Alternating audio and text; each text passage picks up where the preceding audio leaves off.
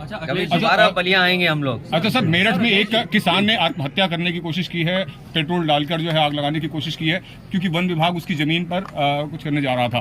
क्या कहना चाहेंगे सर, किसानों की क्या स्थिति है प्रदेश के अंदर और इस मामले को? लोग जीरो टॉलरेंस कहते हैं करप्शन के, ये जीरो टॉलरेंस उनका जीरो हो गया है।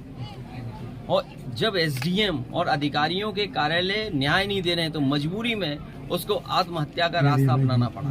अगर कोई दोषी है उसके लिए तो वो भारतीय जनता पार्टी की सरकार के लोगों, और केवल मेरठ में एक किसान की आत्महत्या का सवाल नहीं है, उसके साथ साथ एक दलित और पिछड़े वर्ग के लोगों की किस तरह पिटाई की गई, एक बहुजन समाज के सभासद की किस तरह मंत्री ने और विधायक ने पिटाई की।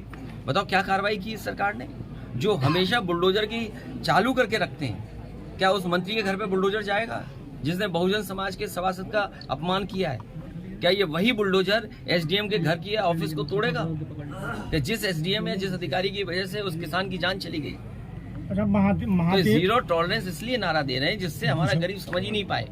गरीब समझ रहा जाने कौन सा फैसला ले रहे हैं जीरो टॉलरेंस से। इन्होंने कहा जीरो टॉलरेंस हमारा करप्शन के लिए है। आज करप्शन क्या है? उसी का परिणाम है कि जान देनी पड़ रही है, और पहली जान नहीं गई है। इससे पहले बाराबंकी में, हैदरगढ़ में भी इसी तरह एक किसान अपने न्याय के लिए गया था, उसे आत्महत्या करनी पड़ी, जान चली गई। कभी मुख्यमंत्री आवास में इतने लोगों ने आत्महत्या नहीं की होगी। कई बेटियां न्याय के लिए आईं और मुख्यमंत्री आवास के सामने आत्मदाह किया, उनकी जान नहीं बची, चली गई। और मैं अपने पत्रकार साथी से कहूंगा वो तमाम आंकड़े आप निकाल करके जनता को बताएं कम से कम कि कितनी ऐसी घटनाएं इस सरकार में हुई हैं। अच्छा सर, सत्ता पक्ष जो है लगातार विपक्ष पर ये आरोप लगा रहा है। जहाँ तक गठबंधन का सवाल है, गठबंधन में पूरी जिम्मेदारी के साथ समाजवादी पार्टी साथ है।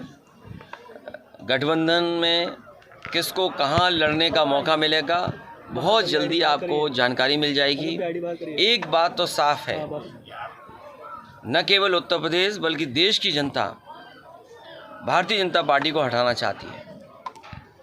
विकसित भारत का नारा देकर के गांव-गांव वैन या गाड़ियां पहुंचा करके प्रधानों से उनके बजट का हिस्सा काट करके आप विकसित भारत का सपना पूरा नहीं कर सकते हैं।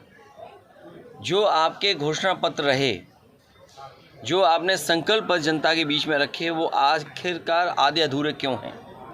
अगर विकसित भारत बने, क्या हमारे किसान की आय दोगुनी नहीं होगी? जो घर बैठा नौजवान है वो बेरोजगार है, उसको नौकरी या रोजगार मिलेगा कि नहीं मिलेगा? और फिर हमारी सीमाएं कितनी असुरक्षित हो गई हैं। अभी हाल ही में आपने देखा होगा घटना इस सरकार में हुई हैं। अच्छा सर, सत्ता पक्ष जो है लगातार विपक्ष पर भी आरोप लगा रहा है कि प्राण प्रतिष्ठा को लेकर विपक्ष जो है वो अलग अलग गलत बयान कर रहा है। तो क्या प्राण प्रतिष्ठा के दिन आप भी जाएंगे क्या अयोध्या? देखिए, मैंने आप आधी अधूरी बात मत करिए। पूरी बात यह है कि बीजेपी के लोग ये कह रहे हैं कि जिसके पास निमंत्रण होगा वही आएगा। हमारा पक्ष ये है कि भगवान जब बुलाएंगे तो वो बीजेपी भी नहीं रोक पाएगी। और अगर आपका हमारा किसी का मन करे कि आज भगवान की इच्छा है हमें देखने की, तो क्या हमें कोई रोक पाएगा?